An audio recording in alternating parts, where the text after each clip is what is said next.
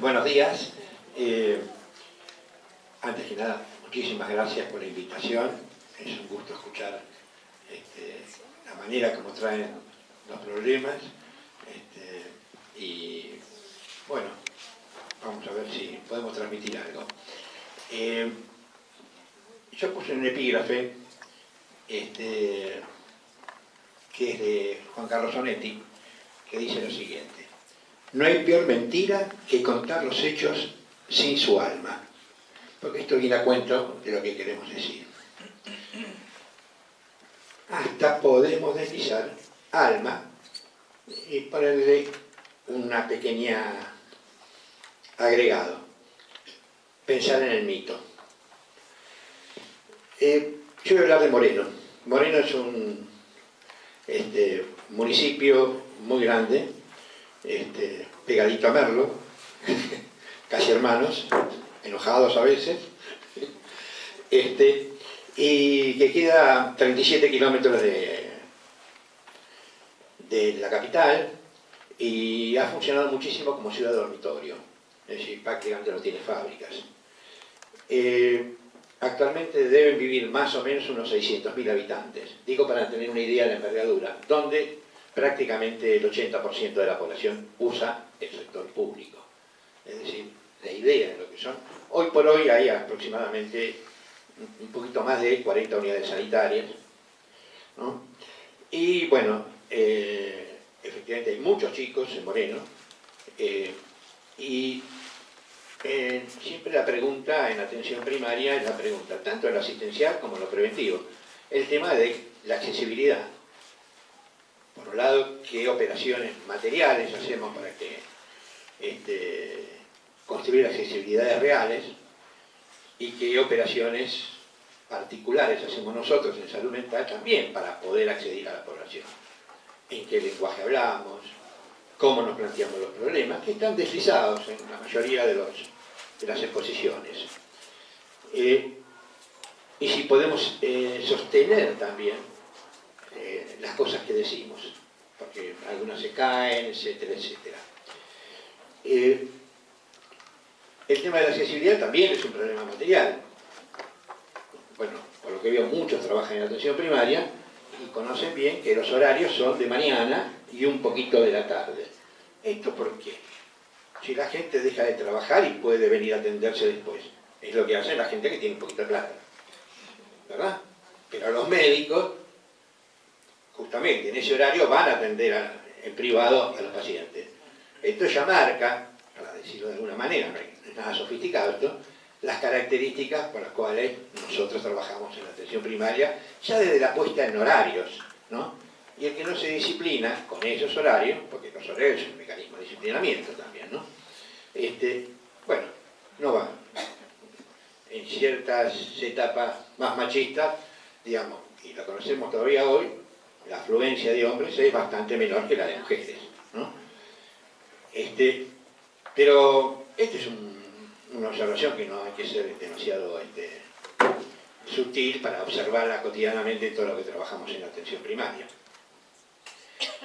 Pero yo tengo otra hipótesis.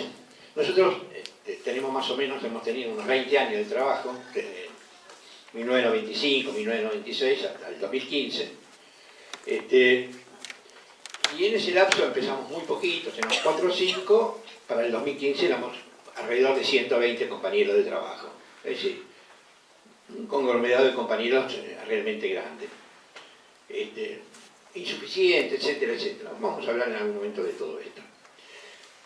Y en la cual no solo hay psicólogos, hay bastantes psiquiatras en atención primaria, hay administrativos, hay acompañantes comunitarios, hay psicólogos sociales, enfermeros, ¿no?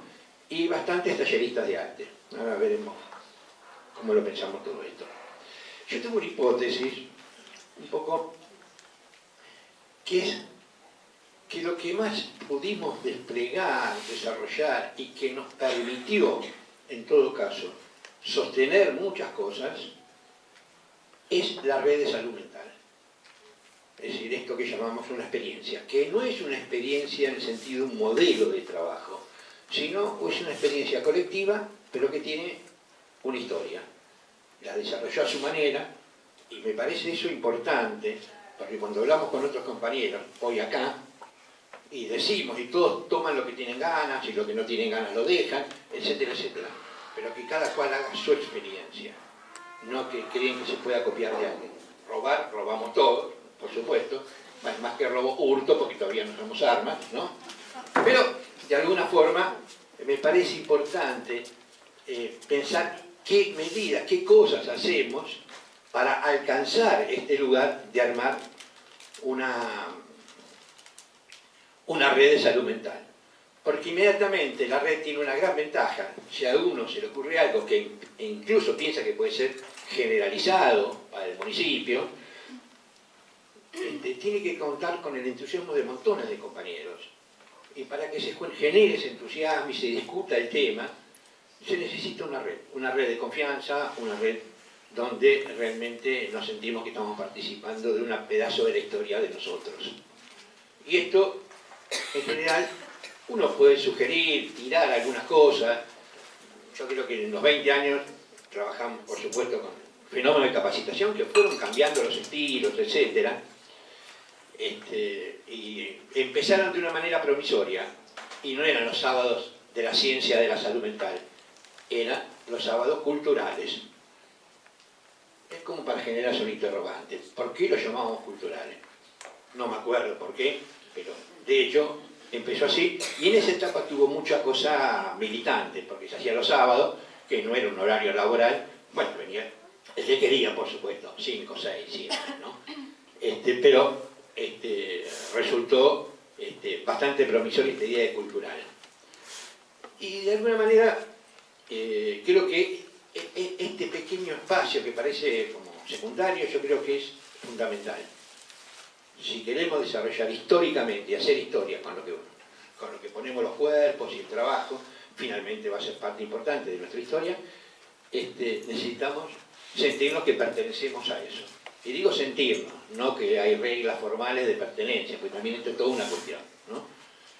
Me parece que esto, para ahí llama la atención, pero yo creo que esto, cuando hablamos de lo colectivo y la interacción, etc., creo que la red de salud mental es fundamental. Incluso cuando alguien nombró a Castoriadis, y Castoriadis tiene una hipótesis sobre la Grecia, donde plantea que el sujeto político principal, por lo menos de Atenas, uno puede buscar en la Poli, la puede buscar en otros lugares, él dice que el sujeto principal es la tragedia griega. Eso es un aspecto. Cuando yo me puse a trabajar algunas cositas que no estaban tan presentes mientras yo ya no estoy más en el municipio, acá algunos exilados de la vida,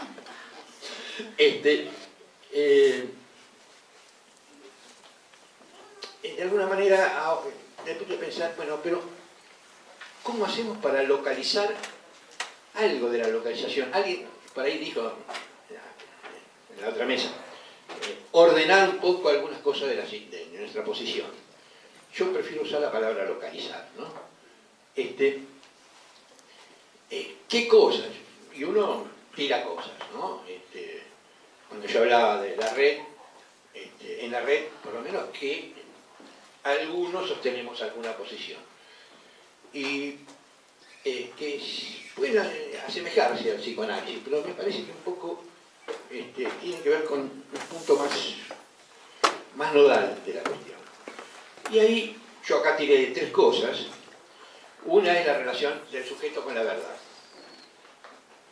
En el sentido que si hablamos de subjetividad, nos tenemos que preguntar de qué verdad hablamos. Y obviamente, en eso sabemos que nosotros no hablamos de la misma verdad que habla la ciencia.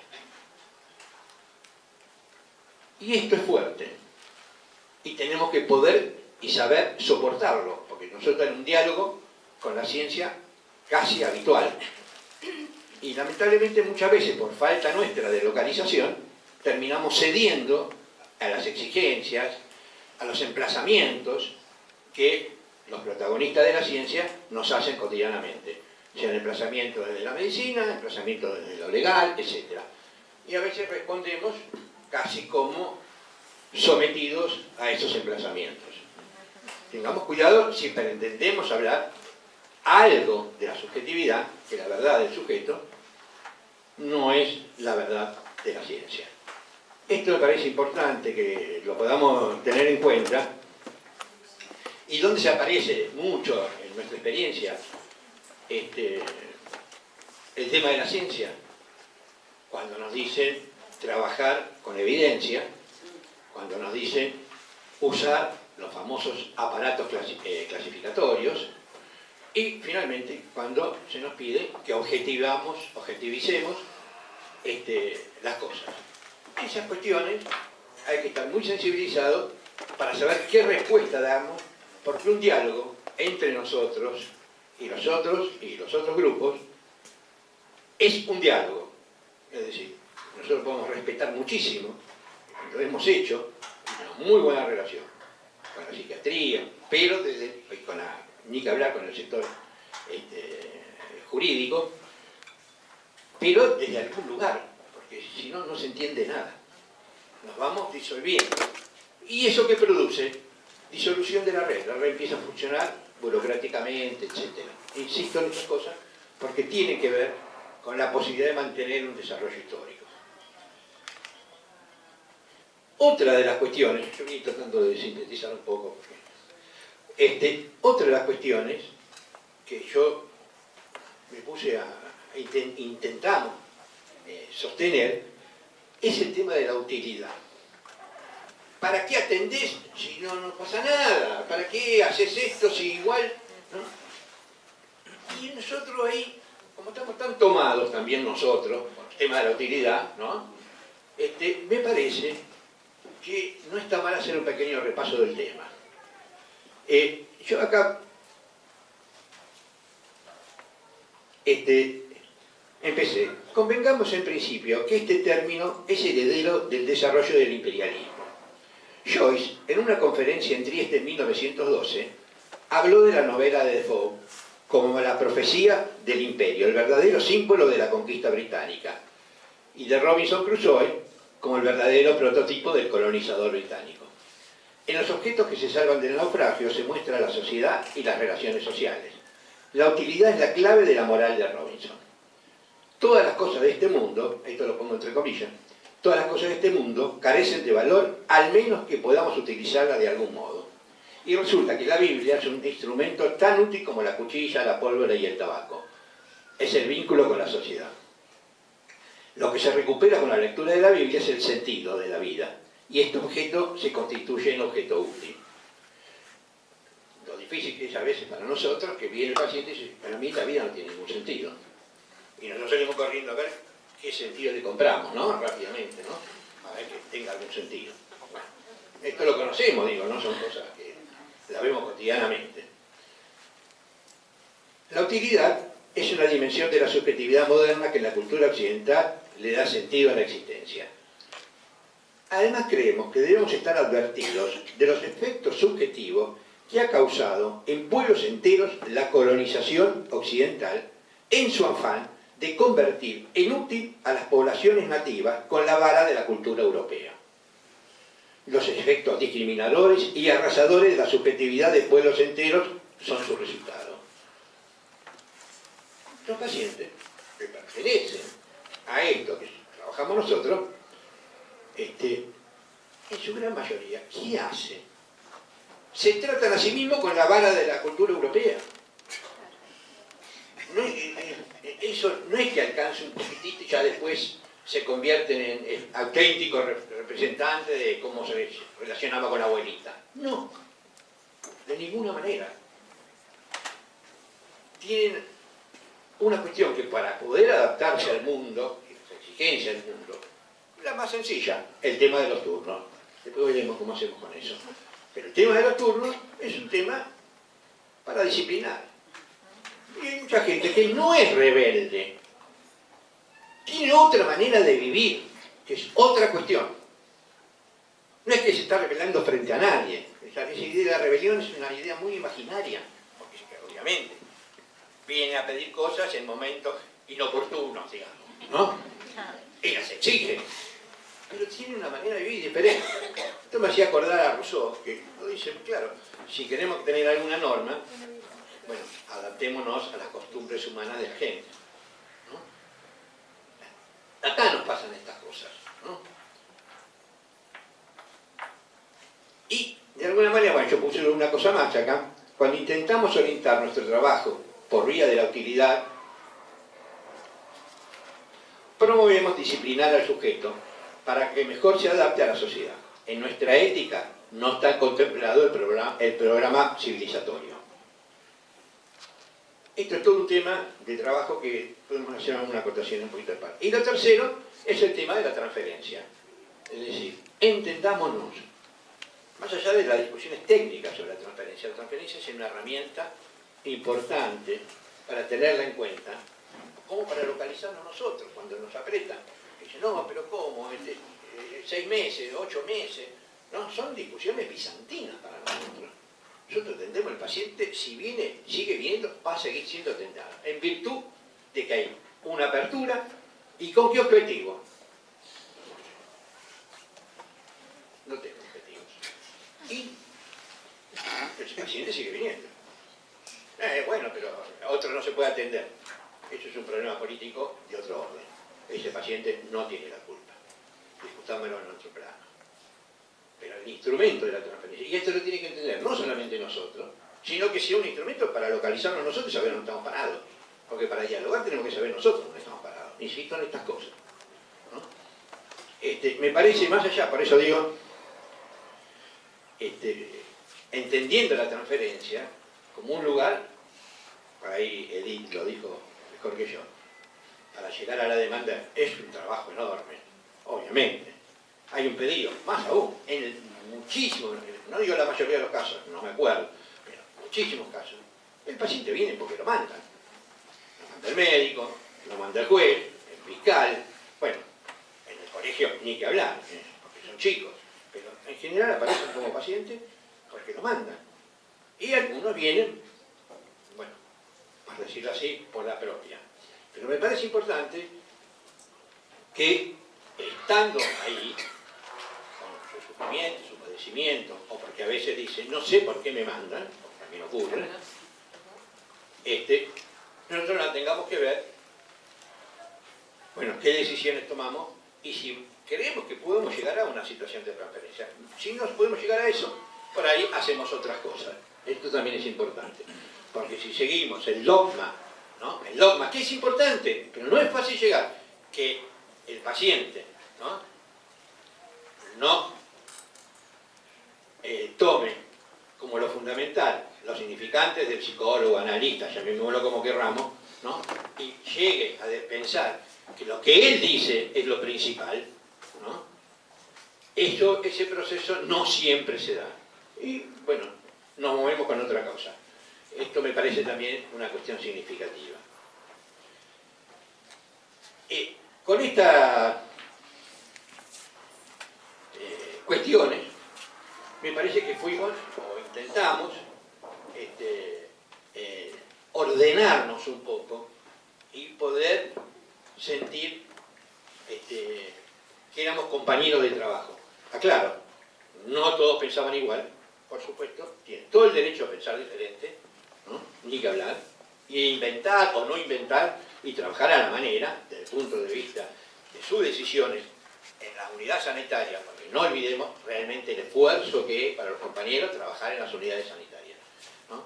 Está bien, para ahí en Moreno es enorme, pero acá no debe ser, acá a la vuelta, a donde quedan las unidades sanitarias. Y ahí se producen ciertas experiencias de soledad, tengámoslas en cuenta. En este sentido, para también sostener la red, yo había dicho la capacitación, también la supervisión es fundamental, porque nos corre de ciertas situaciones y no podemos obviar esta cuestión. Y por último, lo que podemos decir que son las jornadas, como esta, las jornadas anuales, o las asambleas donde discutimos entre todos, bueno, cómo vamos a hacer el año que viene, qué cosas vamos a tomar, a quiénes vamos a invitar, etc. Es decir, que haya espacios colectivos nuestros donde podamos plantear, incluso con la oportunidad de recusar cosas que nosotros también estamos haciendo y que seguramente las hacemos mal, ¿no? Porque obviamente con la cantidad de prejuicios que tenemos nosotros, nos comemos un elefante y no lo vemos, ¿no? Es que es así. Yo le voy a contar una, vamos a anticiparnos, ¿no? Pasaron muchos años, no digo me volví viejo porque yo ya creo que entré viejo, pero no importa.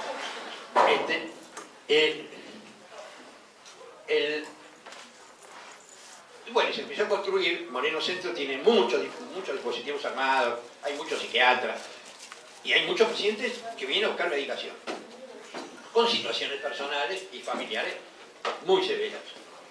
Por supuesto, si por día te vienen a Moreno Centro 20, 25 personas diciendo que perdió la medicación, que no la encuentra, que la vendió, millones de cuestiones, con una ansiedad terrible, y vos le decís, bueno, pero su psiquiatra no está, no sé qué hacer, bueno, venga el lunes, no, ni siquiera un mes, pero el lunes, pero para el paciente es terrible eso, ¿no?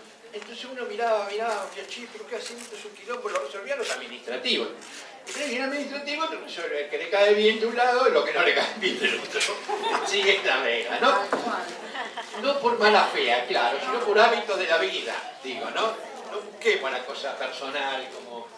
Entonces, de alguna forma, ¿qué hace? Hasta que en un momento, bueno, reconozco que ahí se me ocurrió, después de 12 años de trabajo, no estoy diciendo que se me ocurrió al otro día, bueno, ahí no estaba tan complejo la cuestión. Y inventamos un dispositivo que se llama referentes diarios. ¿Qué son los referentes diarios? Cualquier persona que viene porque se le antojó, tiene que ser escuchada. Si hay un problema de medicación, bueno, la persona esta que está a cargo el día miércoles, va, le busca la historia clínica, mira, ve, y bueno, le da 3 pastillas hasta que el paciente venga el lunes, y el psiquiatra venga el lunes, y avale esto, no la vale, lo discutimos nosotros, no lo metemos a la persona. La persona tiene que tener alguna respuesta. El turno es un aparato espantoso. Así, digamos, para decirle, ponerle nombre y apellido, ¿no? Pero nosotros, está bien, pero no pensamos qué hacemos con eso. Y como referentes institucionales que somos, la cuestión no es solo el discurso, que uno puede tener muchos, sino cómo materializamos las cuestiones de los discursos. A veces nos equivocamos, pero metemos la pata. Pero no hay nada mejor que meter la pata. Si nos cuidamos, estamos listos.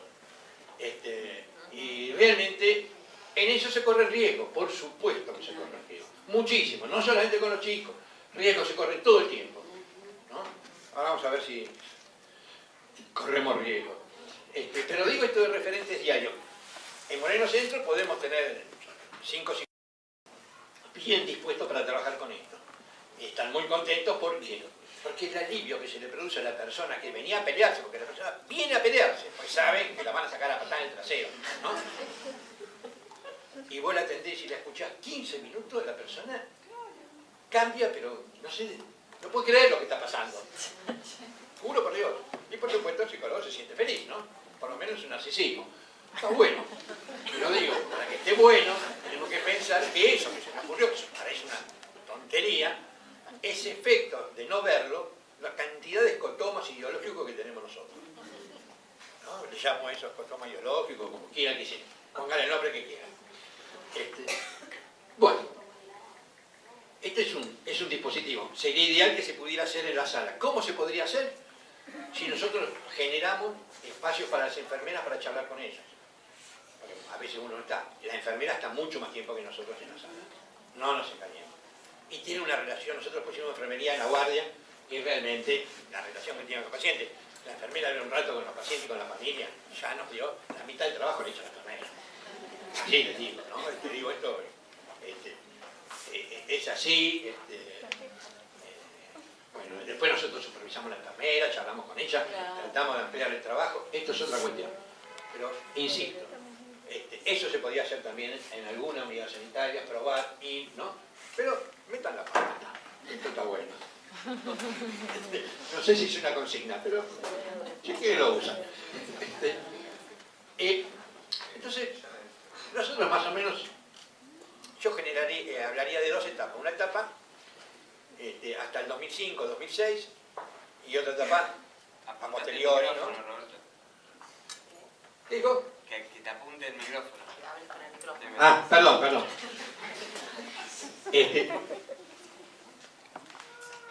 En la primera etapa hay varios dispositivos que se fueron generando. Yo quiero marcar dos. El primer dispositivo que nosotros tuvimos, que me lo piden a mí, subsecretario, no sé, el secretario, es que me ocupe el tema de veteranos de guerra. Facilísimo. Los veteranos de guerra no querían hablar con nadie. Con razón. Yo le voy a leer un poquitito esto, porque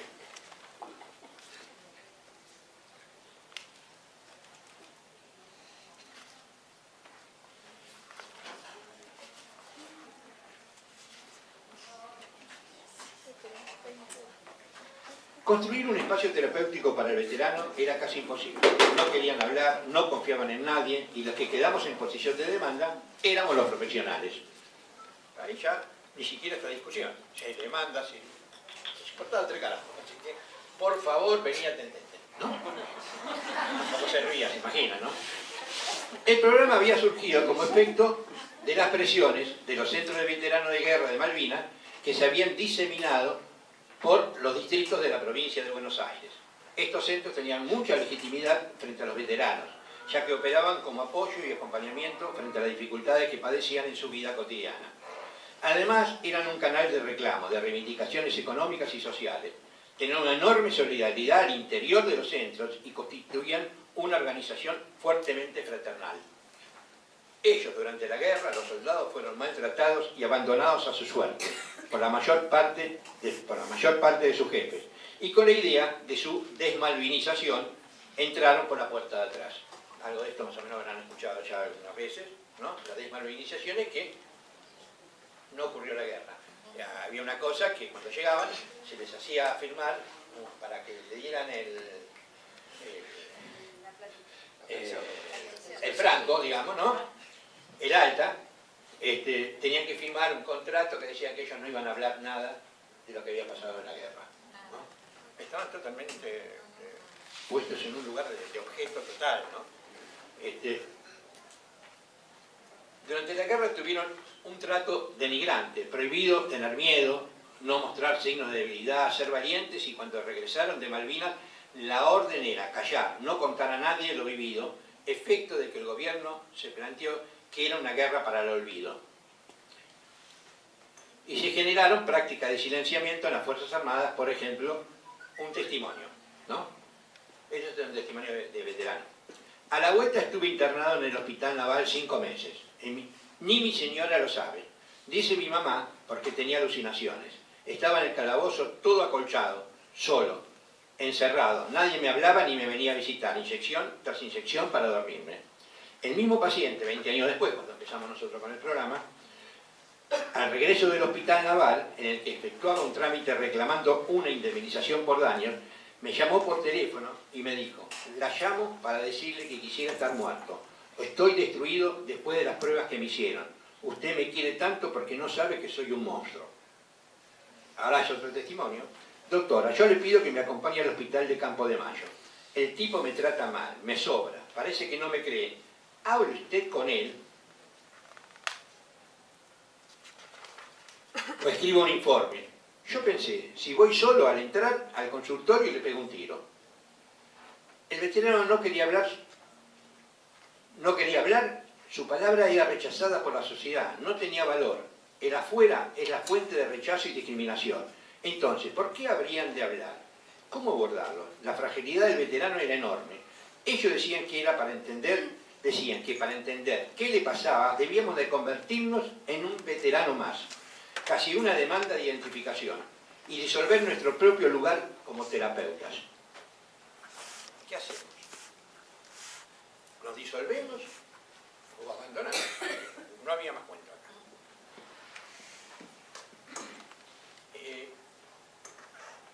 Me hicieron, otro testimonio, me hicieron llenar formularios con preguntas terribles. Al fin no podía escribir. Aguantó un poco más, me decían los compañeros. Después me largaron a la calle como si nada.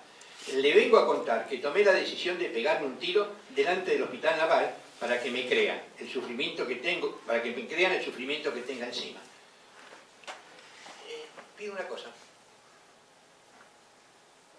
Fíjense lo importante que es el momento testimonial para esta gente en su vida, pero también para muchos pacientes que han pasado situaciones terribles. Y si bien nosotros podemos pensar que la verdad puede ser referencial o la verdad textual, tenemos cierta idea de toda esta cuestión, no olvidemos que también la verdad referencial se dice quebrada, se dice agujereada, porque es una verdad subjetiva, aunque tenga que ver con la realidad. Y esto es muy importante cuando nosotros hacemos nuestro trabajo. No la desestimemos y creamos que solamente importa la verdad textual, es decir, la relación de los significantes entre sí, ¿no? Repitió tal cosa, esto lo quiso decir de otra manera, bueno, todas estas cuestiones que más o menos creo que la mayoría estamos habituados a pensar.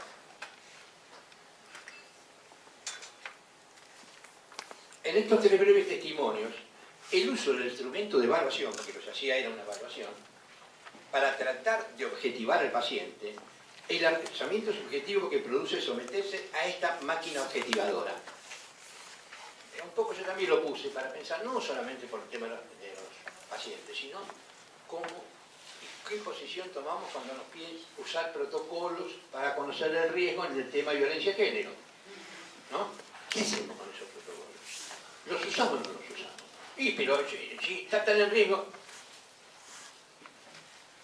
Estas son cuestiones de todos los días. El tema de violencia de género es un tema enorme. No lo vamos a hablar hoy, pero digo, es un tema enorme. Enorme, que estamos hablando de más de decenas de miles de mujeres en un distrito. Los distritos grandes, realmente, es toda una cuestión y muy política por muchas razones que podrían desarrollar, para entender cómo la cuestión de la subjetividad es un tema político, ¿no? Porque es fácil decir, no, nosotros, vayan todos presos. Si le pegas, porque si le pegas en la calle vas preso. Ahora, si le pegas en tu casa, no vas preso. Algo ahí no está funcionando. Pero es así la cultura. Es la cultura para el señor que le pega, para la señora que se deja pegar, para el juez que tiene que intervenir y en muchos casos para los fiscales, que como son más jóvenes tienen por ahí una posición distinta. Afortunadamente Moreno tiene una posición realmente muy, muy importante. Pero digo, que nos exijan informes, si no pensamos cómo lo hacemos, si no nos sentimos respaldados por ahí, que es director de salud mental, si no sentimos que este informe lo escribo yo, lo firmo yo, pero después que tenga respaldo, para que se entienda que esto es una experiencia también colectiva, esto se materializa en algún lugar.